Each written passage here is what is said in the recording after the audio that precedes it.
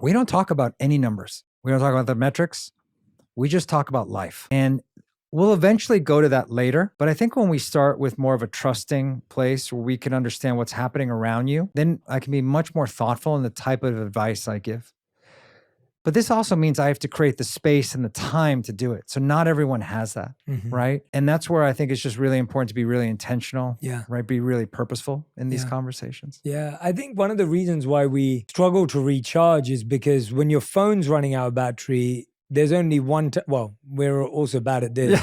There's only meant to be one type of charger. Now, I've seen people charge their phone with their Mac charger. Right. You're destroying your phone, right? You'd see it being charged with the iPad charger. But the point is there's one charger. Yeah.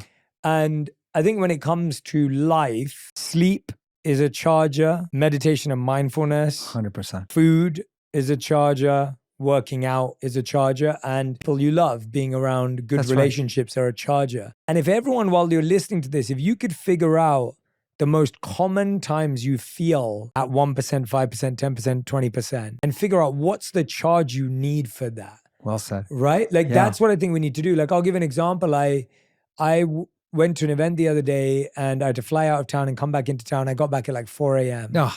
And I worked out the next day and I felt so weak because I hadn't slept well. Of course. And I hadn't eaten well. And so at that point, I'm glad I still worked out because I needed it. But I told my trainer I had to get a bit of an easier workout because I didn't want to push myself. I felt weak. But it's it takes little adjustments of figuring out what charge you need right now. Now I've had a busy week, I had a busy weekend.